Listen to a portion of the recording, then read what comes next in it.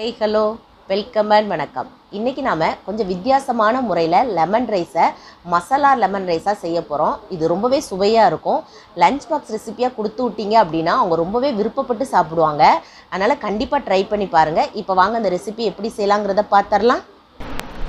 First இந்த recipe பண்ணுறதுக்கு சாதம் வடித்து எடுத்துக்கலாம். நல்லா உதிரியாக இருக்கிற மாதிரி பார்த்துக்கோங்க. மாதிரி நல்லா இதை ஆற வச்சு எடுத்து வச்சுக்கோங்க. உப்பு போட்டு வடித்தாலும் சரி, உப்பு போடாமல் வடித்தாலும் சரி. இப்போ அடுத்ததாக ஒரு மிக்ஸி ஜாரில் ஒரு பச்சை மிளகாய் சேர்த்துக்கோங்க. அது கூடயே ஒரு சின்ன துண்டு இஞ்சியும் ஒரு பல் பூண்டு தோலோடு சேர்த்துக்கோங்க. ஒரு 2-3 சின்ன வெங்காயமும் கொஞ்சம் கொத்தமல்லி தலையும் சேர்த்துக்கோங்க. நல்லா ஃப்ரெஷ்ஷானதாக பார்த்து சேர்த்துக்கோங்க. இதை அரைச்சி எடுத்துக்கிடலாம். இதை மாதிரி கொஞ்சம் குறப்பாக தான் இருக்கும். இப்போ இது இருக்கட்டும். அடுத்ததாக ஒரு சின்ன பவுலில் இந்த சைஸில் இருக்கிற எலுமிச்சம்பழம் 3 எலுமிச்சம்பழத்தோட சாரை விதை நீக்கி சேர்த்துருக்கிறேன். இப்போ இது கூட ஒரு 1/2 ஸ்பூன் அளவுக்கு மஞ்சள் தூள் சேர்த்துக்கோங்க. உங்களுக்கு லெமன் ரைஸ் நல்லா டார்க் கலரில், அதாவது மஞ்சள் கலர் நல்லா திக்காக இருக்கணும் அப்படின்னு நினச்சிங்கன்னா கூட ஒரு 1/2 ஸ்பூன் அளவுக்கு சேர்த்துக்கோங்க.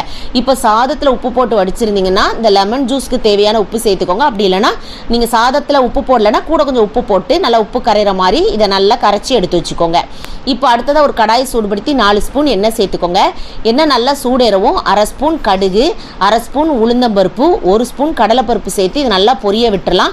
கடலைப்பருப்புலாம் கொஞ்சம் அதிகமாக சேர்த்துக்கோங்க. டேஸ்ட் நல்லாயிருக்கும். அதிகமாக வேண்டாம், கொஞ்சம் குறைவாக வச்சு நல்லா கிரன்ச்சி ஆகிற தண்டிக்கும். அதாவது கடிபட மோச்சில் ரொம்ப டேஸ்டியாக இருக்கணும். அதை மாதிரி இதை நல்லா வறுத்ததுக்கு அப்புறமா ஒரு 5-6 முந்திரி பருப்பும் கொஞ்சம் வேர்க்கடலையும் சேர்த்துக்கோங்க. இது முழுக்க ஆப்ஷனல் தான். இருந்தால் சேர்த்துக்கோங்க, அப்படி இல்லைன்னா வேண்டாம். இப்போ இதையும் நல்லா எண்ணெயிலே அப்படி குக் பண்ணி எடுத்துக்கோங்க. அதனுடைய நிறம் லைட்டாக அப்படி மாறுற மாதிரி இருக்கும். அப்போ ஒரு 2 வரமிளகா சேர்த்துக்கோங்க. உங்களுக்கு காரம் கொஞ்சம் வேணும்னா கூட ஒரு வரமிளகாவோட சேர்த்துக்கலாம். ஏற்கனவே நம்ம ஒரு பச்சை மிளகா சேர்த்துக்கோம், பார்த்து சேர்த்துக்கோங்க. இப்போ அடுத்த 2 இனுக்கு கருவேப்பிலையும் போட்டு இதை எண்ணெயிலே நல்லா வதக்கி எடுத்துக்கோங்க. அடுத்ததாக நம்ம அரைச்சி வச்சுருக்க அந்த மசாலாவை இது கூட சேர்த்துக்கலாம். இதை சேர்த்து நல்லா வதக்கி விட்டுக்கோங்க. தீயை கொஞ்சம் மீடியம் ஃப்ளேமில் வச்சு அதனுடைய பச்சை வாசனை போகிற அளவுக்கு நம்ம நல்லா இதை வதக்கி எடுத்துக்கோங்க. அது கூட ஒரு 1/4 ஸ்பூன் அளவுக்கு பெருங்காயத்தூளும் சேர்த்துக்கோங்க. சேர்த்து இதை நல்லா கலந்து விட்டுக்கோங்க.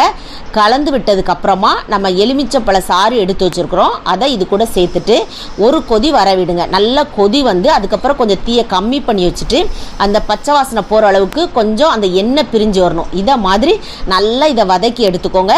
இப்போ இந்த சமயத்தில் நீங்கள் ஸ்டவ்வை ஆஃப் பண்ணிவிட்டு நம்ம வடித்து வச்சுருக்க சாதத்தை சேர்த்துக்கோங்க.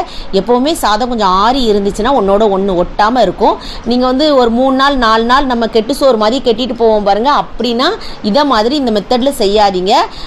நீங்கள் வந்து கெட்டு போகாமல் இருக்குன்னா அது கொஞ்சம் வித்தியாசமான முறையில் செய்யணும். ஒரு சில பொருட்களெல்லாம் சேர்க்கக்கூடாது. அதாவது கருவேப்பிலை கூட சரியாக அந்த எண்ணெயில் வதங்கலைன்னா நமக்கு கெட்டு போகிறதுக்கு சான்ஸ் இருக்குது.